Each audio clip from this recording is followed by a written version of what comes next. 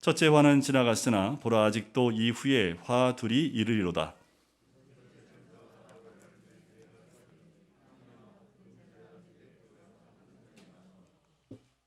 나팔 가진 다섯째 천사에게 말하기를 큰 강 유브라데에 결박한 네 천사를 놓아 주라 하매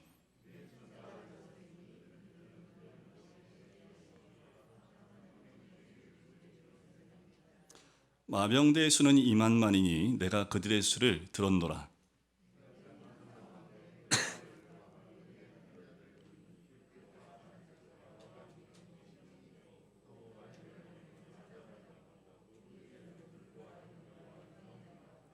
이 세 재앙 곧 자기들의 입에서 나오는 불과 연기와 유황으로 말미암아 사람 3분의 1이 죽임을 당하니라.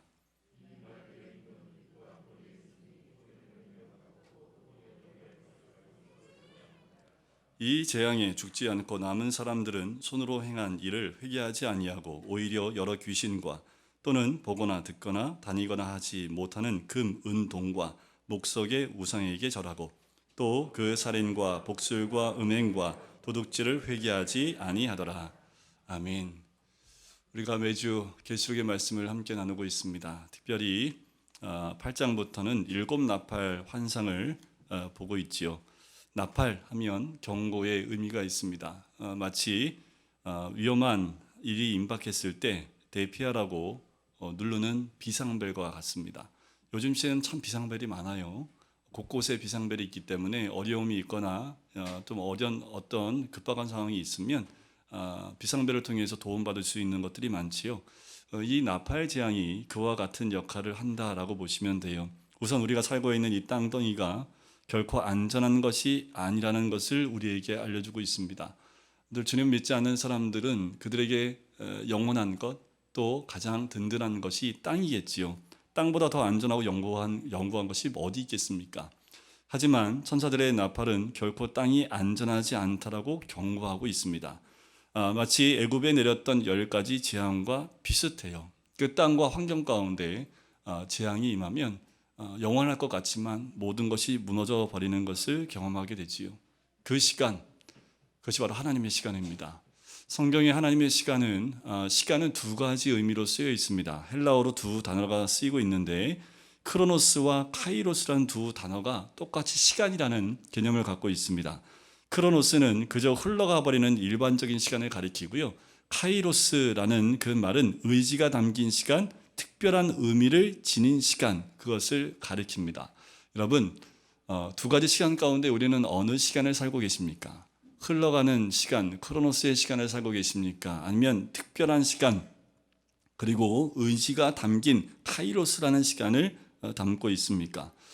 이 시간을 쉽게 말하면 크로노스는 사람의 시간이고 카이로스는 하나님의 시간이라고 얘기할 수 있어요.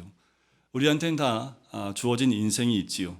크로노스의 개념으로 산다면 어쩌면 그 인생은 저주의 인생을 살 수밖에 없겠지요. 여러분들, 우리 어르신들, 우리 아버지, 저보다 윗세대가 많이 들었던 CCM이 있습니다. 가는 세월 그 누구가 잡을 수가 있나요? CCM 같아요. 그 세월 누가 잡을 수 있습니까? 흘러가는 시간을 따라 흘러가듯 살아간다면 그 인생은 정말 복된 인생이었을까요? 아니요. 우리 기독교 안에서는 그 인생은 저주의 인생을 피할 수가 없습니다. 하지만 의지가 담긴 시간, 카이로스로 살아간다면 같은 일상을 살아도 축복된 인생을 살게 되는 거지요. 생각해 보세요. 그냥 흘러가는 대로 그냥 살아가는 것과 매 시간을 의지가 있고 매 시간이 특별한 의미를 담고 있는 시간으로 생각하고 최선을 다한다면 그냥 이렇게만 생각해도 특별한 시간을 가지고 특별하다 생각하고 매일매일 매 순간마다 살아간다면 얼마나 복된 삶을 살 수 있겠습니까? 그런데 대부분의 사람들은 어떻게 살아요? 그냥 흘러가는 대로, 그냥 흐름에 따라 자신을 맡기는 것처럼 그런 삶을 살고 있지요. 말세를 살고 있는 우리는 어쩌면 저주의 인생을 살고 있는지 축복된 인생을 살고 있는지를 분별하실 필요가 있습니다. 오늘 본문에 나와 있는 연, 월, 일, 시 다 누구에나 똑같이 주어진 시간이지요. 다만 그 시간을 하나님의 시간으로 보느냐 그냥 내 시간으로 보느냐에 따라서 우리 인생은 180도 달라집니다. 사실 우리가 인식하든 인식하지 못하든 모든 시간은 다 하나님의 시간인 카이로스입니다. 우리의 삶의 모든 일은 하나님의 카이로스 안에서 일어난다는 거예요. 그 말은 뭐냐 하면 우연은 없습니다. 이번 주에 우리가 경험했던 것 우연 없습니다. 이번 주에 만났던 생각지도 않게 그런 만남이 있어서 우연 아닙니다. 그 모든 시간, 모든 사건, 모든 만남 다 하나님의 카이로스로 하나님이 예비하신 만남이고 또 하나님의 시간 가운데 시간표대로 움직이는 것들이지요. 여러분들 이것이 하나님의 시간을 인정하는 사람의 모습입니다. 우리의 삶에는 우연은 단 하나도 없습니다. 이곳에 예배드려 나오는 이 시간도 우연은 아니지요. 하나님의 시간입니다. 하나님이 예비하신 시간이고 이 카이로스는 우리에게 주어진 복된 시간이라는 거예요. 이것을 깨달으면 그 사람에겐 복이 됩니다. 그런데 이 하나님의 카이로스를 인정하지 않고 내 시간으로 여기면서 살아가는 사람이 얼마나 많은지 몰라요. 이렇게 살면 하나님의 시간에 순종하지 않습니다. 자기 시간이기 때문에 자기 마음대로 자기가 원하는 대로 살아간다는 거지요. 이제 하나님께서는 하나님의 시간에 순종하는 것이 아니라 자기 자신만을 믿고 사는 인간들에게 어떠한 재앙이 임하는지를 오늘 말씀 속에서 우리에게 알려주고 있습니다. 여러분들 이것이 결론이에요. 나는 하나님의 시간을 살고 있는지 아니면 내 시간대로 살고 있는지 하나님의 시간대로 나의 삶을 온전히 드렸다면 여러분 재앙을 두려워할 필요 없습니다. 이 재앙은 하나님의 시간 가운데 있는 자에게 주어지는 것이 아니라 자기 자신대로 자기의 시간을 자기 마음대로 사는 그 사람들에게 주어진 하나님의 경고의 나팔이고 재앙이기 때문에 그래요. 근데 오늘 말씀을 보면 딱 봐도 전쟁이지요. 근데 12절, 13절, 14절 말씀에 보면 뭔가 준비되고 있는 것 같은 느낌이 들어요. 그리고 하나님이 뭔가 붙잡고 있었는데 놓아주라고 얘기를 합니다. 거기에 유브라데라는 이름이 나오지요. 이 유브라데 강은요, 하나님의 영역과의 경계선을 의미하는 그 강이 유브라데 강입니다. 그래서 유브라데 강에 결박한 네 천사라고 하는 것은 이 세상에 거대한 전쟁을 일으킨 악한 네 천사를 의미합니다. 자, 이 전쟁의 규모가 얼마나 되는지 15절에 나와요. 자, 네 천사가 놓였는데 그들은 근년 월 일 시에 이르러 사람의 몇을 죽여요? 3분의 1을 죽이기로 준비된 자들입니다. 그러니까 이 전쟁의 규모가 얼마나 큰지 아시겠지요? 전 세계 인구의 3분의 1을 죽이도록 준비된 전쟁이라는 거죠. 16절에 보세요. 이 전쟁으로 희생되는 인구가 3분의 1인데 그때 마병의 수는 2만 만이니 내가 그들의 수를 들었노라. 만 곱하기 만은 얼마예요? 일부 때도 이제 질문했더니 한동안 정적이.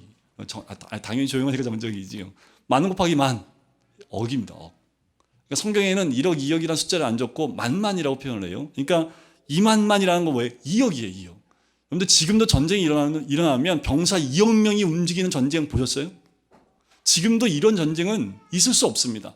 이때 당시에도 2만만이라는 2억이라는 숫자, 마병이에요, 그것도. 마병이 2억입니다. 어마어마한 전쟁이지요. 숫자의 개념이 중요한 것이 아니라 그만큼 큰 전쟁이 준비되어져 있고 많은 사람들이 동원되는 전쟁을 벌여야 한다는 거예요. 중요한 게 또 있습니다. 이들의 무기예요. 자, 17절과 18절에 나오는데 여러분들 이걸 좀 상상하면서 좀 보시면 이때 당시의 사람은 17절과 18절을 보면서 괴물을 그려놨지요. 여러분들 이게 검색해 보시면 이 사자 머리에 꼬리는 뱀, 막 이런 이상한 괴물 같은 형상으로 준비되어 있는데 지금 우리가 이 말씀을 가만히 보면 이게 뭔지 짐작할 수 있어요. 한번 볼까요? 이같이 환상 가운데 그 말들과 그 탄자들을 보니 불빛과 자줏빛과 유황빛 호심경이 있고 또 말들의 머리는 사자 머리 같고 그 입에서는 불과 연기와 유황이 나오더라. 이 세 재앙 곧 자기들의 입에서 나오는 불과 연기와 유황으로 말미암아 사람 3분의 1이 죽임을 당하니라. 자, 여기 나오는 불빛, 자줏빛, 유황빛, 호심경, 말들의 머리는 사자 같은데 그 입에서는 불과 연기와 유황이 나와요. 어쩌면 지금 우리가 가지고 있는 그 무기의 모습과 다르지 않지요.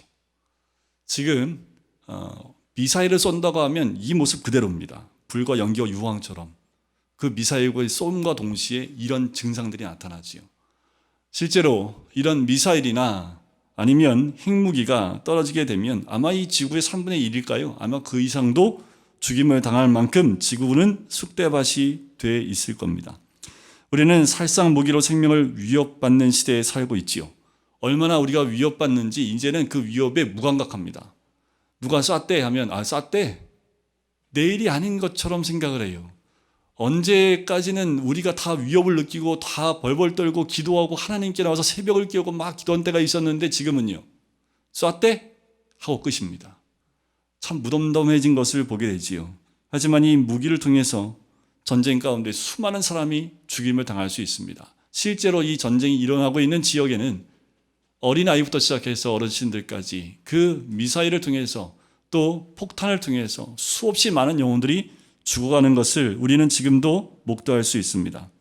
그런데 말씀에 깨어서 예배하지 않는다면 이 전쟁으로 죽는 것이 심판이지요. 카이로스를 살지 않으면 심판을 면할 길이 없습니다. 정말 중요한 것은 하나님의 시간에 내가 살고 있는지를 보셔야 합니다. 18절을 다시 한번 보시면 자기들의 입에서 나오는 불과 연기와 유황이지요. 어디서 나와요? 입에서 나옵니다. 자, 사람의 3분의 1이 죽임을 당하더라 라고 얘기하는데 전쟁이 꼭 총과 칼이나 폭탄으로만 치러집니까? 이 시대를 보면 더 무서운 것이 인간의 입에서 나오는 각종 언어와 사상이 사람을 죽이는 것 아닌가라는 생각이 들어요. 나라 간, 부부 간에도 마찬가지입니다. 나의 가치관과 생각과 사고를 남에게 강요하고 하나님 외의 것, 거짓된 사상을 교묘히 주입하는 시대가 이 시대가 되었어요.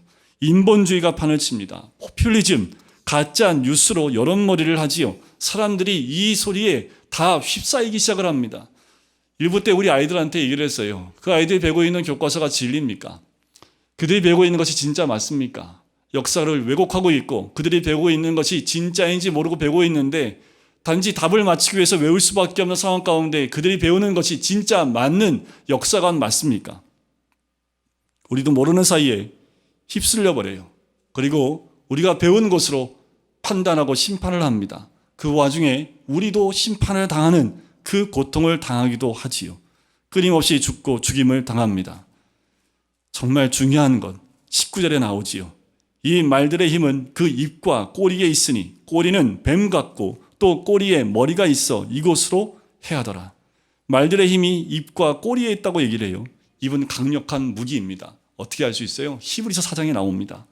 그리스도의 입에서 나오는 말씀은 살아있고 활력이 있어 좌우의 날선 검보다 예리하여 혼과 영과 및 관절과 골수를 찔러 쪼개기까지 한다는 말씀이 있어요.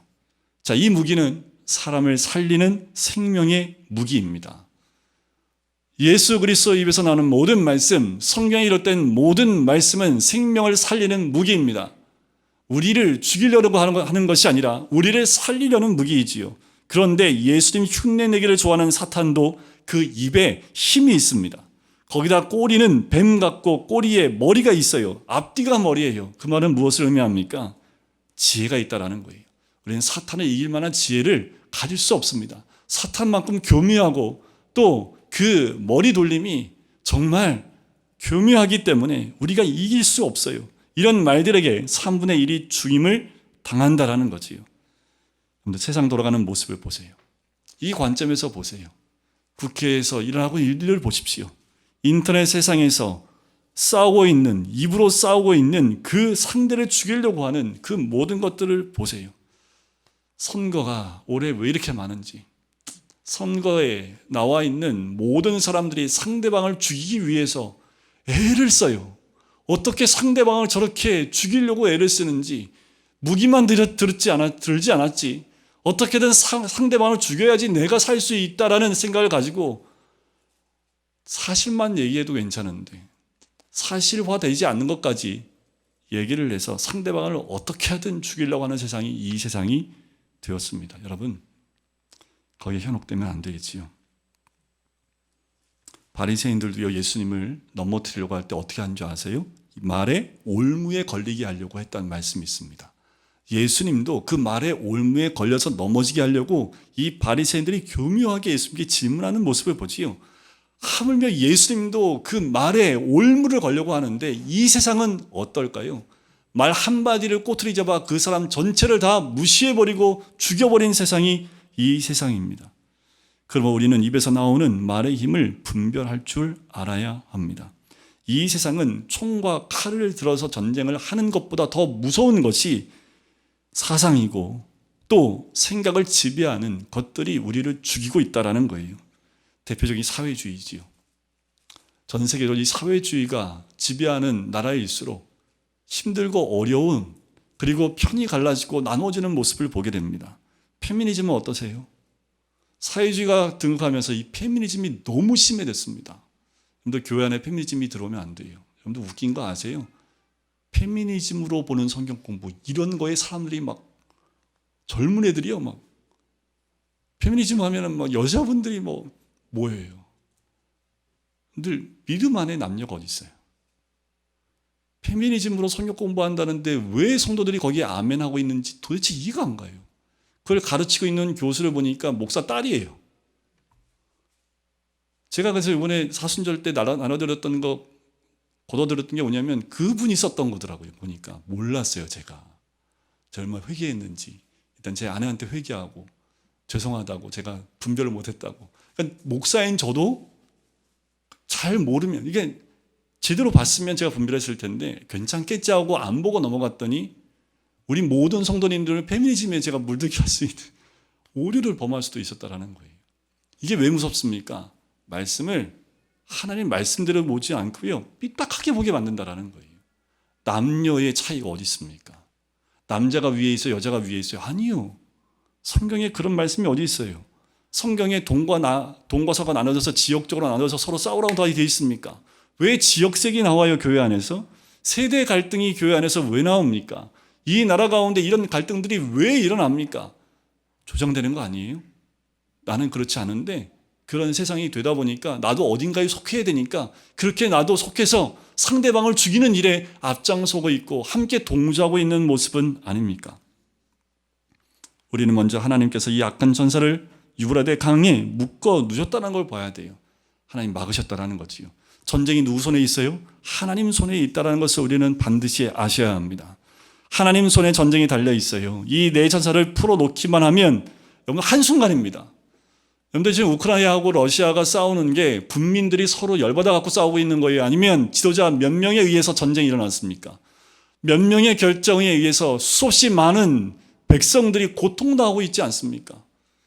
여러분들 우리나라는 전쟁에 있어요? 아니면은 평화로운 국가입니까? 우리 일부 때 얘기했더니요, 애들이 정확히 알아요. 휴전하고 있다고. 그러니까 전쟁을 하고 있는 거야, 안 하고 있는 거야 했더니 아니, 전쟁하고 있는 거예요. 이렇게 얘기하더라고요. 그러니까 전쟁을 안 하는 것 같은데 휴전이라고 하니까 전쟁하고 있는 거니까 머리는 이렇게 좌우로 흔들면서 전쟁하고 있어요. 이렇게 얘기하더라고요. 우리 아직 전쟁 상황입니다. 휴전하고 있지요. 근데 북한에서도 계속 쏴대고 있는데 저거 잘못해서 서울 방향으로 한번 쏘면 어떻게 돼요? 우리 앉아있는 이곳이 다 불바다가 됩니다. 하나님께서 전쟁을 억제해 주셔야 되는 거지요. 그런데 한순간 언제 하나님이 이 전쟁에 대해서 하나님이 허락하게 된다면 한순간이에요. 언제 이런 일이 벌어질까요? 인간의 패역함이 극에 달했을 때입니다. 전쟁은 하나님의 최종 심판 바로 앞단계라고 생각하시면 돼요. 인간들에게 앞으로 있을 최종적인 심판을 경고하는 것이다 라고 보시면 돼요. 하나님이 언제 전쟁을 허락하실까요?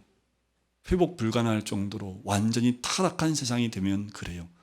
여러분들 성경에 보면 물로 이 세상을 심판하실 때 하나님이 한탄하셨다고 나옵니다. 창세기 6장 1, 2, 3, 4, 5, 6절을 보세요. 회복할 가능성이 안 보여요. 그냥 생각하는 것 자체가 악입니다. 하나님이 물로 심판할 수밖에 없는 세상이 오는 거죠. 여러분들 이 세상은 어떤가요? 이 세상은 혹시 회복 불가능할 만한 부패함과 완악함과 악으로 가득 찬 세상은 되고 있지는 않습니까? 깨어있는 사람이 있다면 그 위험을 어떻게 해서든지 감지하고 경고하겠지요. 여러분 중요한 것은 깨어있는 사람이 있어야 합니다. 모두 악으로 달려갈 때 그곳으로 달려가면 죽고 전쟁에 임하고 심판이 임한다는 것을 알리는 사람이 있다면 달려가다 멈추겠지요. 그 역할을 하는 사람이 누구예요? 예수 믿는 우리들입니다. 이 역할을 감당하지 못하면 하나님이 이 패역한 시대에 준비된 것은 전쟁밖에 없지요. 6번째 천사의 나팔이 울릴 수밖에 없는 거예요. 그리스도인의 책임이 무엇입니까? 이 사회 공동체 전체가 어디로 가고 있으며 어디에 위치하고 있는지 점검하고 경고해 줘야 합니다. 그래서 하나님을 두려워하는 자들이 많은 곳이 가장 안전한 곳이에요. 우리 하나님을 두려워해야 합니다. 하나님을 두려워하는 자들이 많은 곳일수록 가장 안전한 곳이라는 거예요. 세계적인 전쟁이 있을 때 저는 이렇게 봅니다. 우리 교회 기독교적인 관점으로 보면 세계 전쟁이 있을 때 가장 타락한 곳이 교회였습니다. 교회가 교회로서의 역할을 감당하고 있으면 전쟁이요, 하나님 막아주시지요. 왜요? 가능성이 있기 때문에. 그런데 이 교회가 타락하면요, 방법이 없어요. 깨어있는 영혼이 한 명도 없으니 어떻게 방법이 없지요. 여러분, 우리가 교회 안에서 목숨을 걸어야 될 것이 기도와 말씀입니다. 이 시대에 우리가 목숨 걸지 않으면 이 나라가 어떻게 될지 몰라요. 여러분들, 이 나라 한번 보세요. 어떻게 가고 있습니까? 언제 이렇게 분열되어지고, 남북 분열이 아니라 사람들 안에 이렇게 분열된 세상이, 여러분들, 제가 오래 살지는 않았지만 그래도 50평생을 살았는데 과거에 오히려 못 살 때가 더 나았던 것 같아요. 그때는 한 가지 목적이 있었어요. 우리 애들은 배고픈 삶을 살게 하지 말자라는, 우리 아이들만큼은 그렇게 살게 하지 말자고 모든 어른들이 다 힘을 다했던, 한 마음을 가졌던 때가 있었습니다. 근데 지금은 먹고 사는 것이 어렵지 않아요. 그런데 서로를 향해 죽이려고 하는 모습들이 교회 안에서도 나눠진 모습들을 봐요. 여러분, 우리는 말씀 가운데 하나가 되어야 합니다. 하나님 관점과 말씀의 관점으로 이 세상을 볼 수 있어야 합니다. 이 시대를 바라보는 하나님의 뜻이 어딘지를 분별할 수 있는 우리가 되어야 한다는 거지요.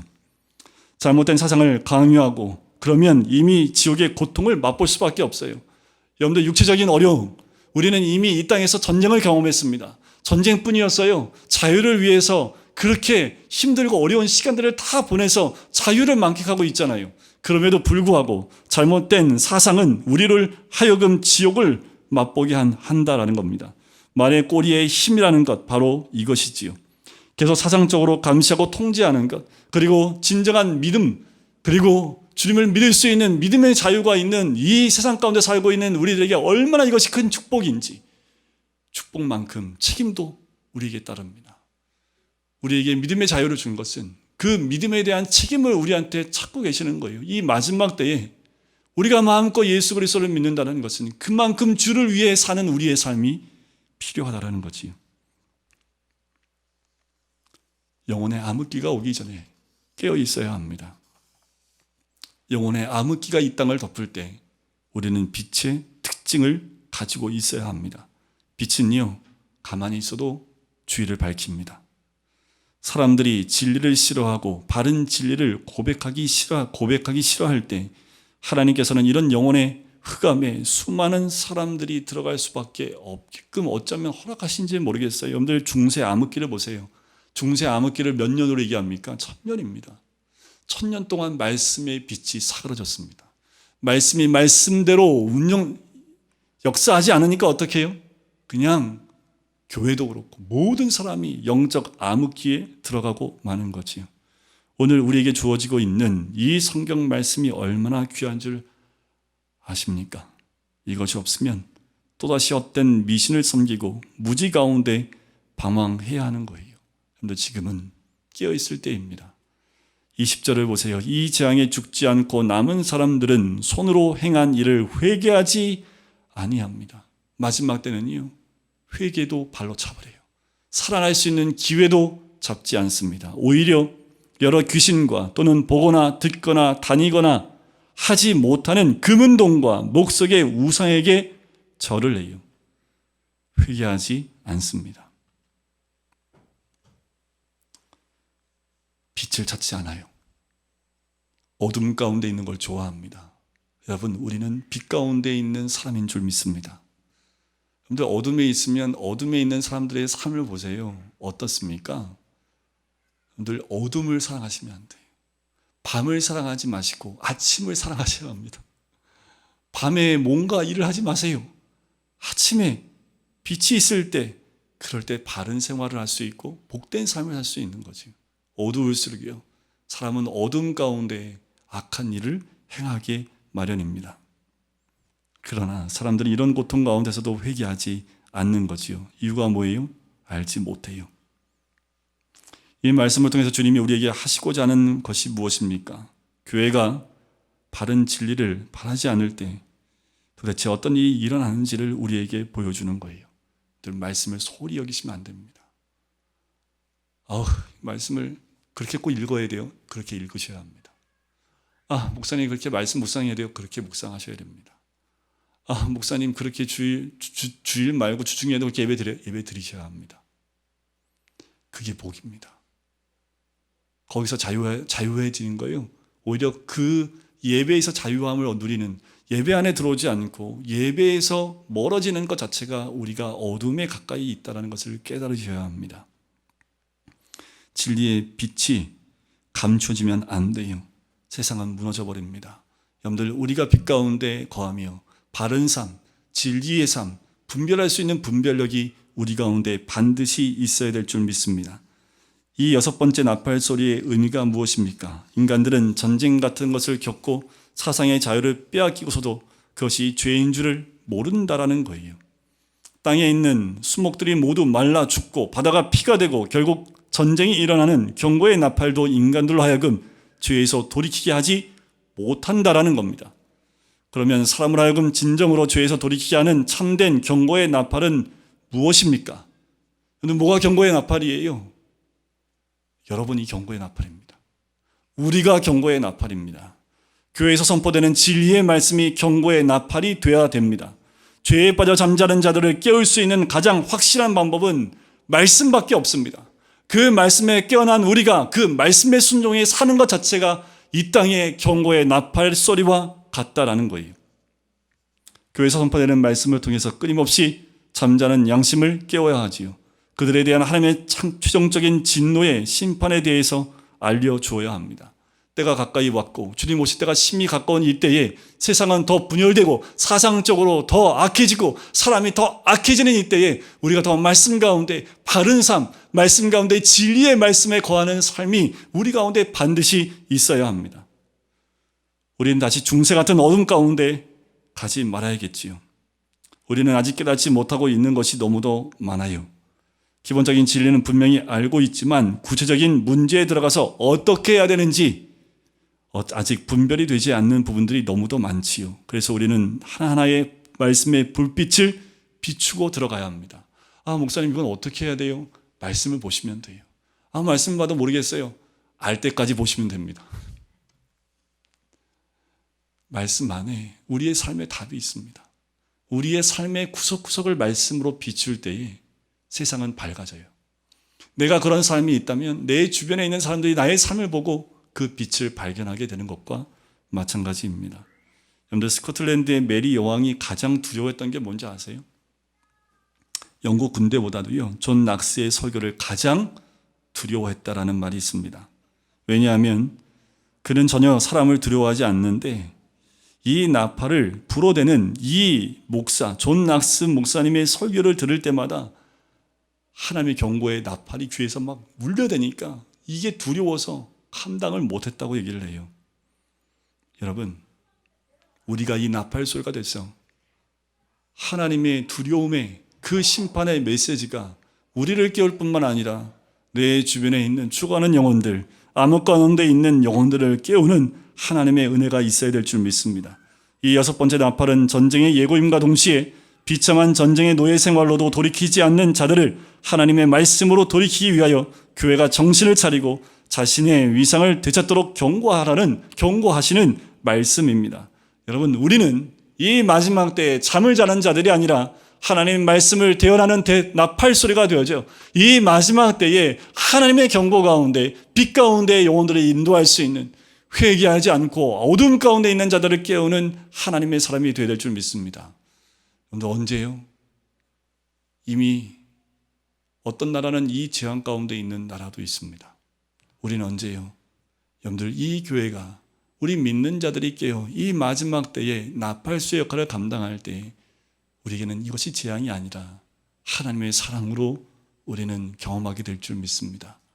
이 한 주간 동안 말씀 가운데 이 나팔 소리를 들으시고 가까이 하시고 늘 겸손히 하나님을 두려워하는 자, 하나님의 카이로스라고 하는 그 하나님의 시간을 인정하고 믿음으로 그 앞에 서고 살아가시는 우리 모든 성도님 되시기를 주님의 이름으로 간절히 축원드립니다. 사랑해 주님, 우리의 주어진 시간은 나의 것이 아님을 고백합니다. 나의 것이 아닌 하나님의 시간인 것을 고백을 합니다. 마지막 때를 살고 있는 우리들, 이 모든 것 주의 시간임을 고백하며 매 순간 주의 말씀 또한 주의 뜻을 깨닫고 나의 삶을 하나님의 시간으로 온전히 올려드릴 수 있는 하나님의 사람 될 수 있기를 간절히 소원합니다. 세상은 점점 어둠으로, 세상은 점점 죄악으로 달려가는 이 시대에 우리가 휩쓸리는 삶이 아니라 그 가운데 주의 뜻을 깨닫고 짐이 진정 원하시는 나팔수와 빛의 삶이 우리가 될 수 있도록, 그래서 어둠 가운데 이 땅을 밝힐 수 있는 주의 사람이 될 수 있도록 축복하여 주시옵소서.